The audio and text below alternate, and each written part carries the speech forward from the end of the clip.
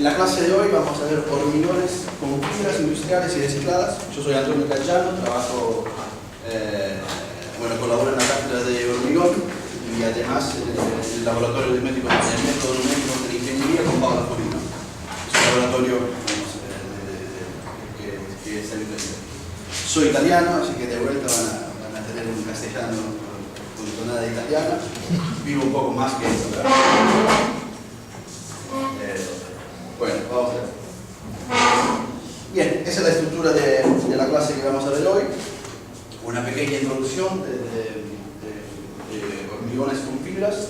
No sé si alguien de ustedes alguna vez ha visto, estudiado o utilizado hormigones con fibras.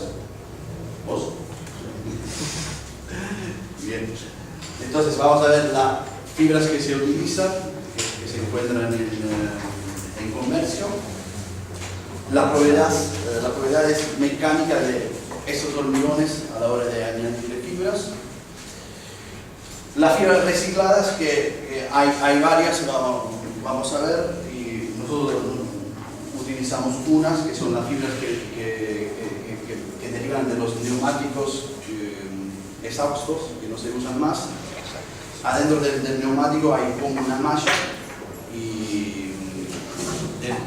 digamos, a la hora de hacer el reciclado de esos neumáticos, plantas que hacen eso, lo que hacen es triturar esos neumáticos, separan goma por un lado, que la reciclan para realizar, por ejemplo, alfombra, como creo que la que están en la plaza acá, donde está la parte de gimnasio, son esas, que a veces se encuentran de distintos colores, verde, rojo, y lo que quedan son fibras que hay que ubicarlas de alguna forma, y uno de los utilizos que se hacen, digamos, que nosotros proponemos es de utilizarlas como fibras para hormigones. Cuando llegamos en esa parte vamos a entrar más en detalle. Y las aplicaciones de hormigones con fibras que hoy en día se ven. Bien. ¿Qué es un hormigón con fibra? Acá les muestro, digamos, hago referencia a estos dos códigos, que es el New Model Code. Tan new no es, porque ya estamos hablando del año 2010, pero digamos son documentos de referencia internacional cuando hablamos de hormigones con fibra. Que dice un hormigón con fibra es un compuesto caracterizado de una matriz cementicia, o puede ser también mortero, al cual se añaden fibras que pueden ser metálicas, de polímeros, de carbonio, de vidrio o inclusive naturales. Para tener una idea de qué estamos hablando, esos son los componentes de un hormigón clásico: agregado grueso, agregado chicos, arena, cemento. Y esas son dos fibras que utilizamos en una campaña experimental nuestra. Fíjense, tienen una dimensión de 3 centímetros, 5 centímetros ya es un borde, digamos, una frontera superior. Y por lo tanto, en una mezcla puede ser visto como un agregado más. Se mezclan como si fuera un agregado. Bien. Los hormigones son caracterizados de una muy baja resistencia a la tracción, por lo cual en todos los reglamentos nacionales e internacionales, digamos, cuando uno quiere diseñar una pieza, una viga o una losa, lo que se hace prácticamente, digamos, en un cálculo del estado del último, es despreciar la resistencia por tracción, por un lado. Y además, eso porque esa resistencia es muy baja y además el comportamiento es muy, muy frágil. Lo que sucede cuando se añaden fibras en un mortero o en hormigón, se logra tener un material mucho más dúctil y con una resistencia, digamos, con una mejorada resistencia por tracción y una muy buena, digamos, mejora en lo que es energía de absorción bajo proceso de falla por tracción, o digamos que de alguna forma son controlados por falla, por tracción. Bien, en este model code que hablaba antes, digamos, está aceptada la idea que un hormigón con fibra es un compuesto en el cual necesariamente tenemos que realizar test, ensayo por tracción o por compresión cada vez que lo queremos utilizar y utilizar, digamos, en explicaciones estructurales y en el cálculo. O sea, en otra palabra, cuando yo diseño una estructura, elijo barras, elijo un hormigón de una calidad X, un H30, H35, lo que fuera, con los métodos de cálculos que conocemos ahora, que se estudian en las cátedras de hormigón, podemos calcular lo que es, digamos, resistencia última, momento flexor, resistencia por tracción, digamos,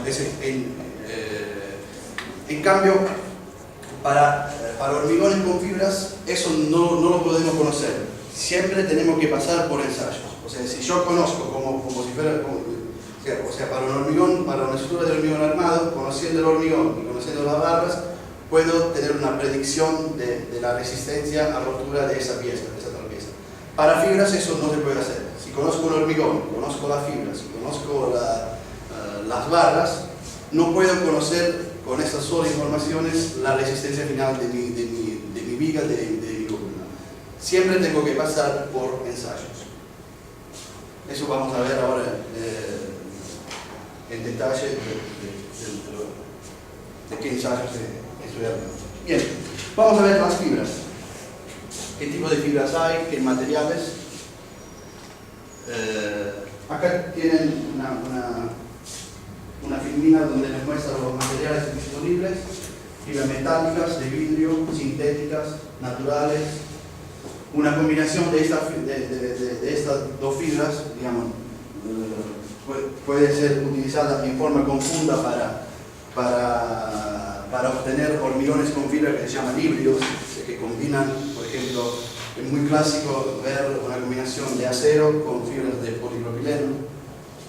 Reciclada, la reciclada puede ser, con la que vamos a ver hoy, de provenientes de neumáticos exhaustos, o puede ser, por ejemplo, reciclando botella, se llama fibra PET, y de alfombra, hay otros estudios. ¿Qué más? Bueno. Yo en el laboratorio de la UNE habíamos hecho con el sachet de los quesos cremosos, ese plástico, también lo convertimos en fibras y también lo hicimos. ¿Y lo procesaron? ¿Lo cortaron? Sí, tendrán unas medidas así, finitas.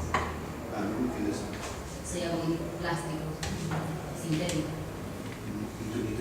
¿Y tenían una medida científica, digamos, lo que es largo de fibra, diámetro de espesor? Sí, o sea, se le mandó a triturar y en general, claro, lo tamizamos para tratar de siempre tener las mismas. Para lo que no. Bien interesante. Bien, va de sachet. Bien, y después tenemos fibra mejorada con nanotecnología, que digamos, los usos de nanotecnología lo que hace es mejorarle lo que es la resistencia al bond, al deslizamiento de una fibra X. Bien, nosotros en la clase de hoy vamos a ver fibras metálicas y fibras recicladas provenientes de neumáticos exhaustos. No sé si la palabra exhaustos. Usados serían. Desgastados. Pero usados, digamos que... Exacto, sería hay, alguien que está muy cansado. pero para tirarlos sería. Desgastados. Desgastados. Sí. Bien. Tipo de materiales, acá tienen la fibra que les mencioné antes, un poco de características y el range de diámetros que típicamente se ven en hormigones con fibras. Las de acero van de 5 micron, que en realidad son microfibras, y las más utilizadas son las que tienen un diámetro más grande, digamos de 0,3, 0,5 milímetros. Tenemos, acá pueden ver todo el listado que les dije antes, tiene densidades, el módulo de Young, la resistencia por tracción y la elongación en falla. Para usos estructurales, lo que más se utilizan son las que tienen un módulo de Young alto. Eso se entiende, ¿no? Porque cuando analizo una pieza, ensayo una pieza de hormigones con fibras, la fibra siempre actúa una vez que se abre una fisura. O sea, en la fase prefisurada, pre-cracking, el efecto es muy bajo. Digamos. Si uno hace una teoría de mezcla, hace una igualianza del módulo de Young, varía muy poco. Entonces siempre actúan cuando se abre una fisura. Por lo tanto, si el módulo de Young es muy bajo, la acción que puede transferir la fibra no es tan inmediata, digamos, no es tan eficaz. Por lo tanto, para usos estructurales se aconsejan utilizar la que tiene un módulo de Young muy grande. La más utilizada, por supuesto, para usos estructurales son las metálicas. Bien. Nosotros hoy vamos a mirar principalmente estas, las fibras metálicas. Bien, geometría. Tenemos de distintas geometrías, la que tiene una variedad muy alta son por supuesto las fibras metálicas. Acá tienen el ejemplo, por ejemplo, de fibra derechitas, de 0,30 milímetros por 20 milímetros por 2 centímetros. Esas son las que se llaman twisted, que es una conformación con ondulación. Esas son microfibras, fibras que tienen un gancho final, que tengan una deformación a lo largo del desarrollo. Esas son las fibras de polipropileno. Acá pueden ver en este documento de SEI las distintas configuraciones de fibras metálicas. Está claro, ¿no?, que toda esa deformación, digamos, que se le da a lo largo de la fibra, o inclusive en los extremos, como puede ser este gancho, tiene como objetivo mejorarle, digamos, la resistencia al arrancamiento, ¿no? Esa es la idea.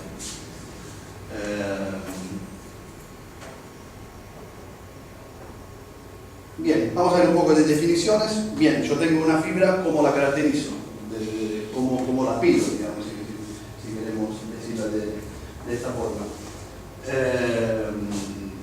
Primero, digamos, como hoy vamos a hablar de fibras de acero, metálicas, principalmente nos enfocamos en esa, cada reglamento le da, digamos, una descripción. Todos hablan, digamos, de cómo se fabrica, por extrusión en frío, en caliente, o por recorte de lámina de acero. Alguno que otro reglamento acota algo más, por ejemplo el SEI digamos, remarca como el hecho que pueden tener una deformación final, o ese gancho, como vimos antes, para mejorar la resistencia al pull-out, al arrancamiento.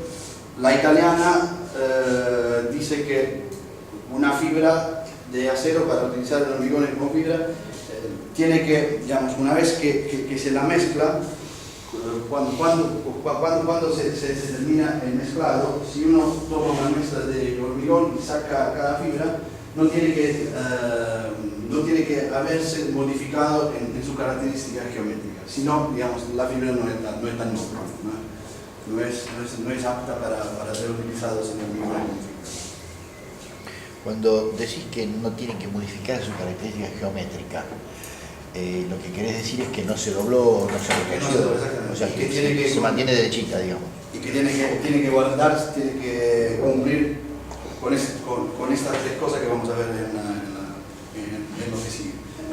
Yo la mezclo, tomo una muestra, saco alguna fibra, tiene que tener el mismo diámetro, el mismo largo nominal, vamos a ver qué es, largo de desarrollo y aspect ratio. Y no se tiene que ver que ser doblada o inclusive de la reciclada. La reciclada, eso ya no lo cumple. Dentro de otra cosa. Vamos a ver. Bien. De la fibra. O sea, esas son todas las que se comercializan. Digamos. Las que estamos viendo son las que se comercializan. Sí. Por ahora estamos viendo toda la base de las que se comercializan. Sin embargo, por ejemplo, estas son todas las que se encontrarían en comercio de acero. O sea, la derecha, la que tiene un gancho final, esta que tiene esta forma así, esta que tiene estos engrosamientos, esta también, otras que tienen, son lisas a lo largo del desarrollo y tienen un engrosamiento final. Esas son las secciones en perspectiva del desarrollo de la fibra. Esos son posibles ganchos que están al final. Sin embargo, nosotros cuando hicimos la primera campaña experimental llamamos a un representante de una de las empresas más grandes del mundo, inclusive hace poco que nos dieron otra fibra, parece que aquí está, se mezclaron con otra empresa que maneja todo el mercado asiático, y nos dijo que la más que usa, la que más se usa, y finalmente la que se producen, digamos, principalmente son estas, porque tienen una muy buena resistencia por arrancamiento, y como no tienen una geometría tan distorsionada, no tienen problemas, que ese puede ser muy común en hormigones con fibra, que se mezclen de forma uniforme. Digamos, un hormigón con fibra, si tiene una fibra no tan noble, lo que le puede pasar es que en algunas regiones se generan como pelotas de fibras que se cruzan, se traban entre ellas, y en otras regiones no. Ese puede ser muy peligroso, porque si uno diseña una pieza y hipotiza que es homogénea, eso te hace alejar de esta hipótesis. Bien. Las características geométricas de hormigones con fibra se definen a través de algunos parámetros. Uno es el largo de development, digamos, de desarrollo, que sería, imagínense una fibra, por ejemplo, como esta, de poderla estirar. Una vez que la estiro, esa medida de un punto al otro, ese es el largo del desarrollo. Mientras que el largo nominal es la distancia en proyección. ¿Ok? Todos los reglamentos, cuando hablan de largo de fibra y no especifican, siempre se refieren a esto, LN. Sí y solo si se especifica de forma explícita que están hablando del largo de desarrollo, ahí están hablando del largo de desarrollo. Si no, cuando hablan a lo largo de todo el reglamento, cuando hablan del largo de fibra, se refieren a este, digamos, al largo en proyección, L con N.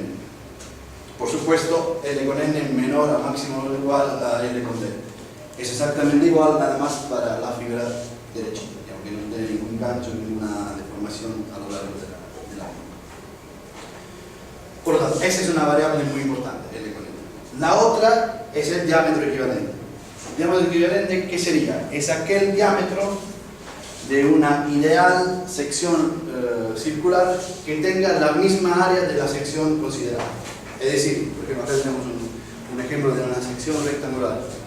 El diámetro equivalente de esa sección rectangular es D con F, que se puede calcular con esta expresión, o sea, la raíz cuadrada de 4 veces la base de esta sección por la altura de esta sección dividido pi, y te devuelve ese valor de diámetro. Este diámetro, digamos, esa sección circular tiene la misma área que esa sección rectangular. ¿Se entiende, no? Eso es una tontería. Para secciones cualquiera, tenemos esa expresión general, raíz cuadrada de 4 veces la masa dividido pi greco, dividido el DD, dividido la densidad. Acá lo explicita en forma explícita, que está hablando del largo de desarrollo. ¿Qué pasa, Diego? Pi greco, se llama así.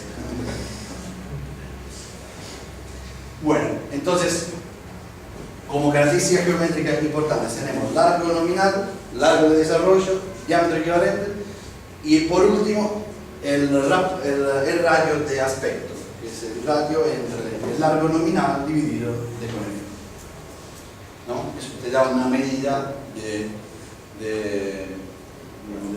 esbeltez, como podemos decir, de la...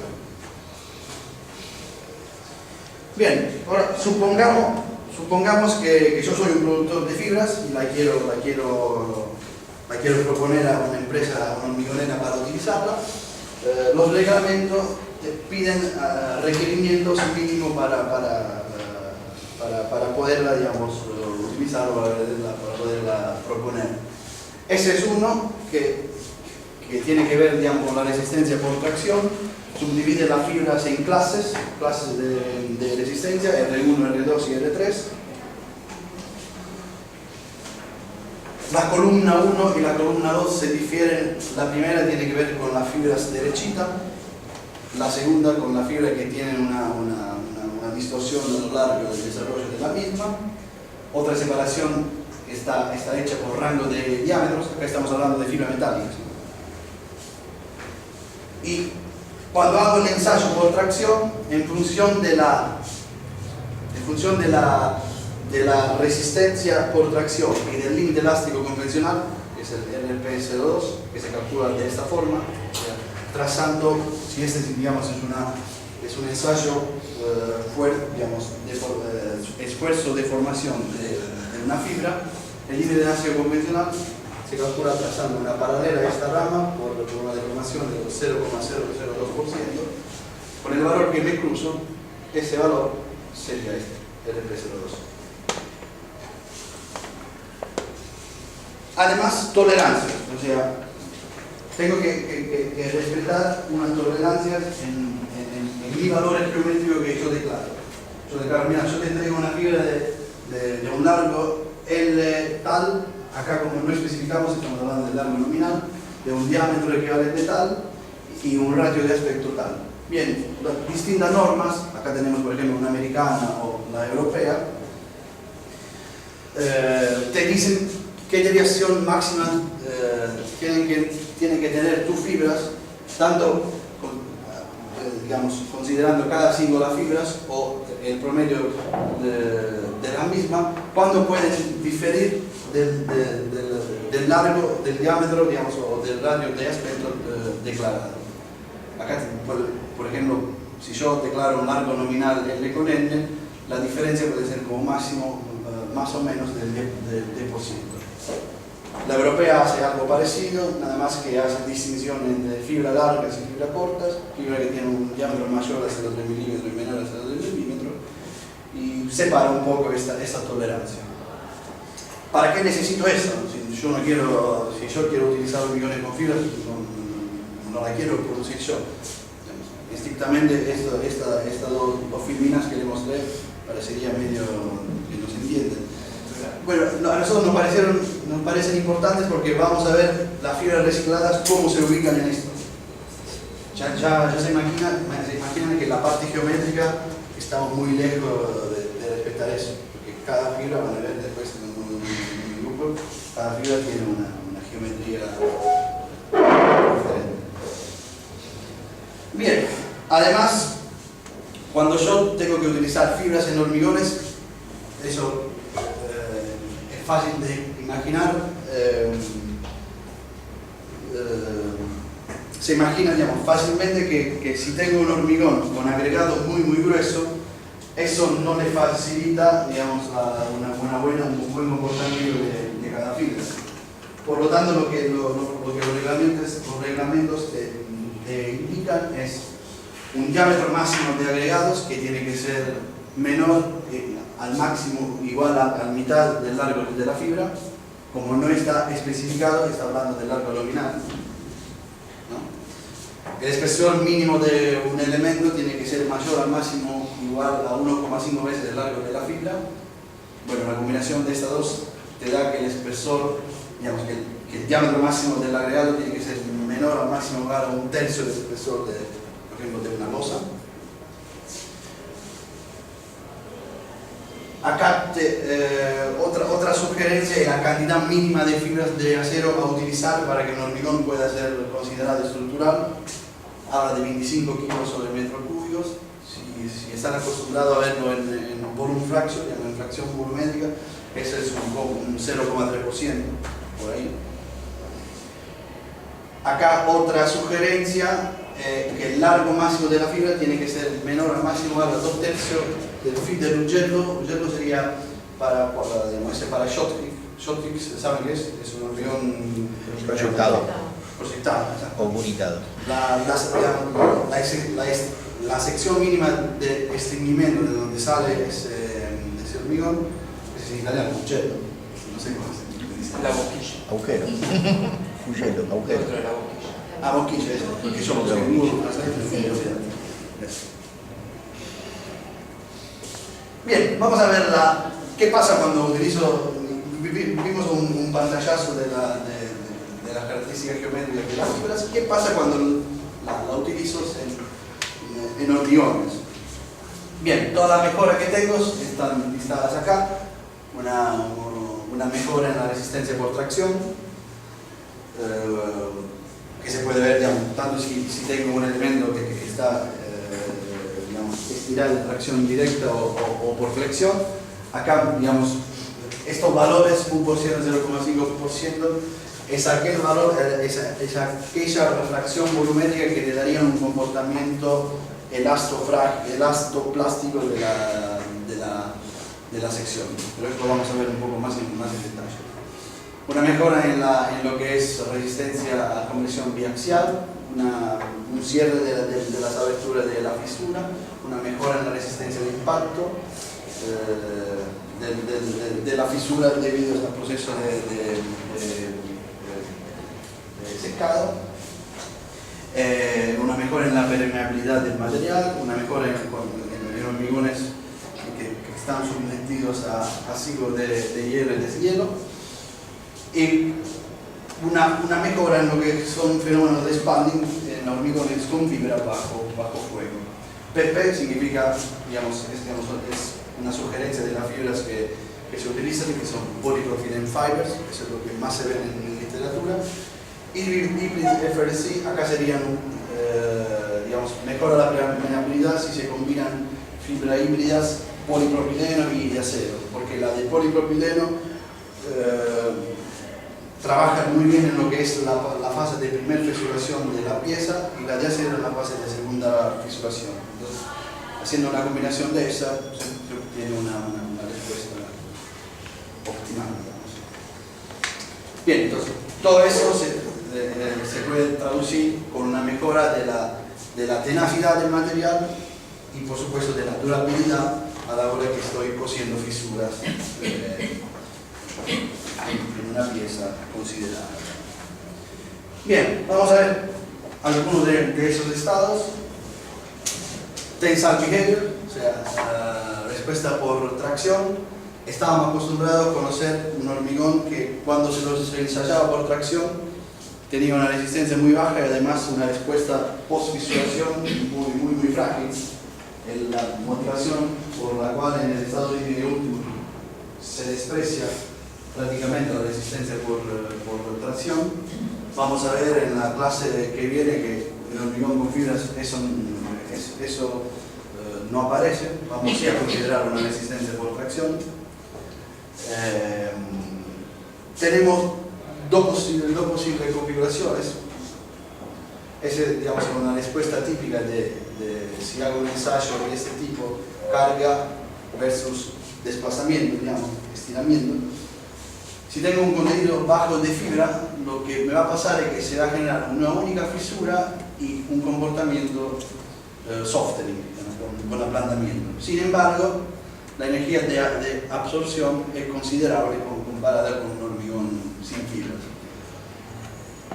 Esa es muy interesante, que si le pongo una cantidad de fibra, por ejemplo, mayor al 2% en fracción volumétrica de acero, tengo una respuesta a la que se llama strain hardening o crack hardening, con endurecimiento. O sea, un hormigón que bajo tracción genera una respuesta con endurecimiento, es una multifisuración a lo largo de la pieza. Vamos a ver algunos ensayos que hacen ver esto. Estos son realizados por estos autores, Lee y otros. Estos autores consideraron 3 fibras de acero, Arex, Dramix 1 y Dramix 2, una de polipropileno y 2 de polivinil alcohol. Acá tienen 2 tipos de respuesta, un bajo de fibras, la que veíamos antes, que tiene una respuesta elástica, un comportamiento con ablandamiento, y esta con un alto contenido de fibras. Estamos hablando de contenido muy alto, fíjense, de 6% de fracción. Pregunta, para caracterizar la proporción de la fibra que tiene la mezcla del hormigón, siempre se habla de una proporción sobre el acero. ¿Cómo entendí mal? ¿Cómo? Claro, La fracción volumétrica sobre el volumen. sobre el volumen de hormigón. Entendí mal. O sea, 6% le estamos hablando de una proporción. Sobre el volumen de hormigón. Sí. Igual ese es un valor muy alto. Para los hormigones con fibras estamos hablando 1, máximo 2%, lo que realmente se utilizan. Pero acá pueden ver un contenido tan alto, 6%, que tiene una respuesta elástica hasta que se genera la primera fisura y después tiene un comportamiento así y con multifisuración. Un poco de forma esquemática se veía antes.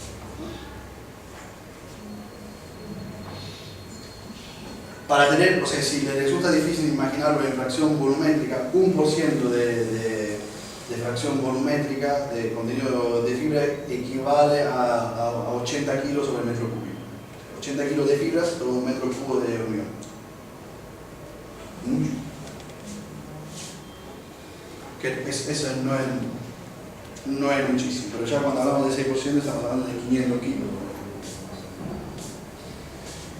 Bien, acá pueden ver la respuesta cuando tengo bajo contenido de fibras. Esa que tiene una respuesta un poco más baja son la polipropileno y la polivinilalcohol. Esa que tiene una respuesta elástica, casi plástica, son la fibra de acero.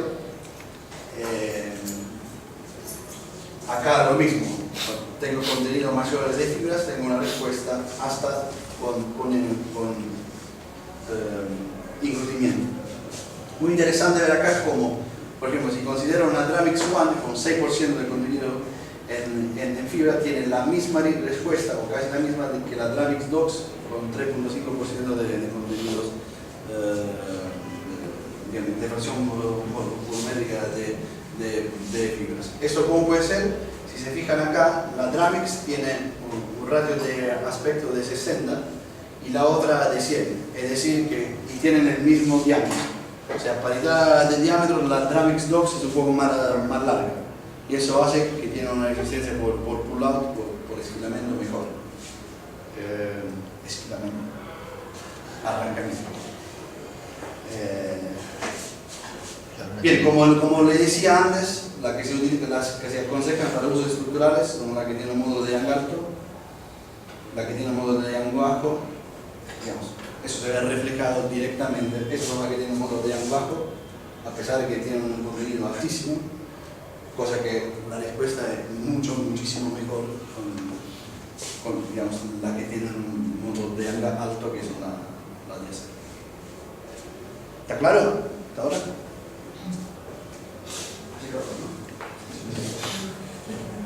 El calor humano.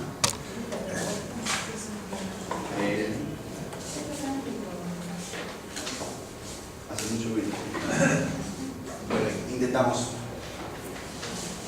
Bien, una clasificación muy interesante está propuesta por estos dos autores, Naman y Reynolds. Estos autores hablan de dos contenidos límites, digamos, que marcan una frontera de fibra. Uno es este y otro es este. Uno es BF Creep Bending, el otro es el BF Creep por tensión, digamos, contenido de fibra en fracción volumétrica por fracción y por bending, que marcan, digamos, distintas posibles respuestas. Es decir, si yo, imagínense de que estos dos los conozco, entonces yo entro con mi volumen de fibra, si está por debajo de esos dos, tengo una respuesta, tanto por flexión que por tracción, donde mi pieza se va a fisurar en una sola sección y tengo una respuesta siempre por aplanamiento, en ambos casos.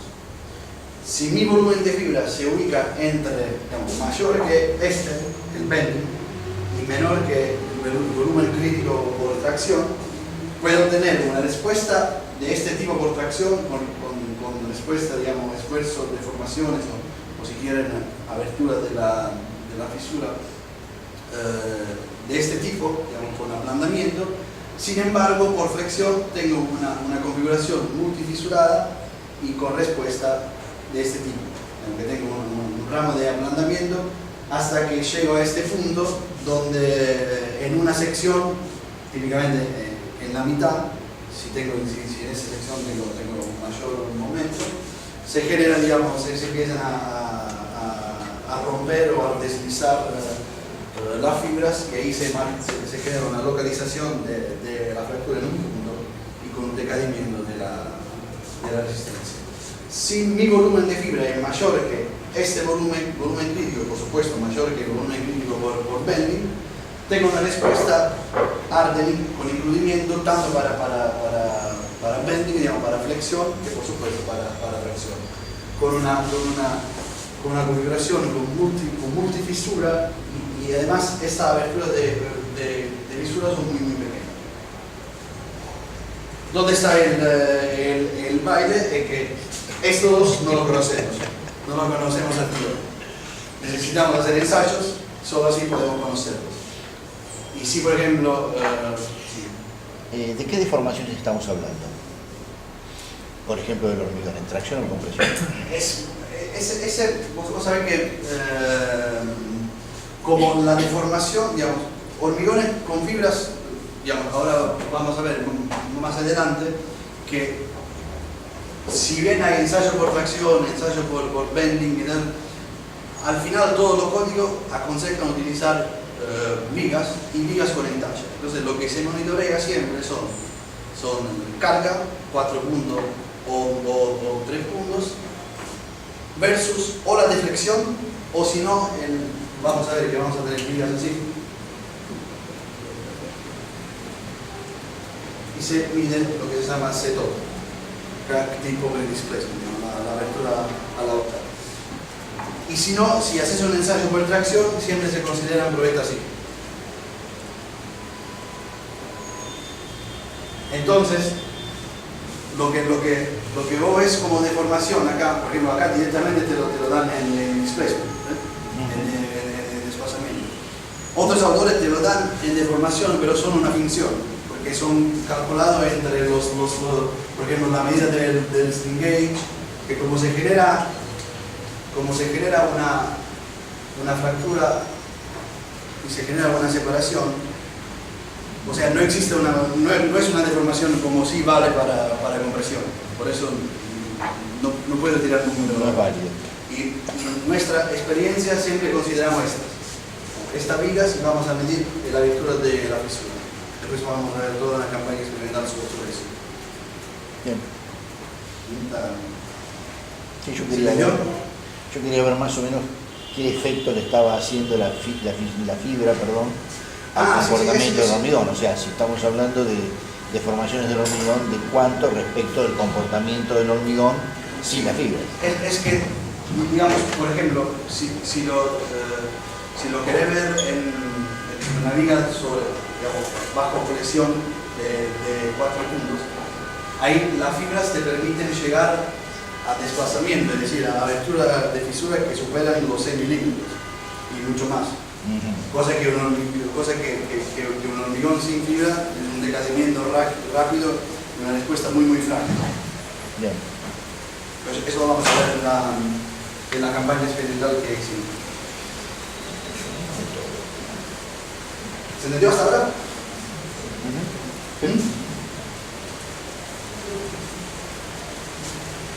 Bien, ¿qué pasa en compresión? En compresión, todos los autores, fíjense que acá tenemos trabajo muy viejo, año 78, 85, todavía utilizaban las smooth fibers, o sea, la fibra de derecho. Antonio, no son tan viejos. No son tan viejos. Perdón. Bueno, todo el trabajo pueden ver en literatura hasta ahora, todo te dicen lo mismo, que en compresión no pasa absolutamente nada en términos de resistencia. El pico es prácticamente lo mismo. Acá tienen hormigones con fibras, mortero con fibras, distintos contenidos, sin fibras hasta 3% con fibras. Acá tienen un mismo contenido de fibras, le van variando el tamaño de aspecto, es decir, de la misma fibra, consideraron cada vez fibras más largas. Y fíjense que el pico no varía casi nunca. Esa es la explicación que todos los reglamentos internacionales, nacionales, o digamos,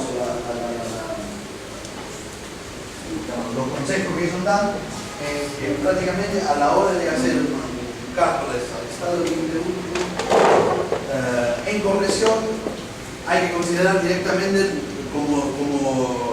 digamos, con el mismo modelo que utilizarían por compresión, o sea, una ley parábola de Stanford, un stress block, una ley de Science, o sea, lo que típicamente ven en hormigón. O sea, en compresión no varía absolutamente nada.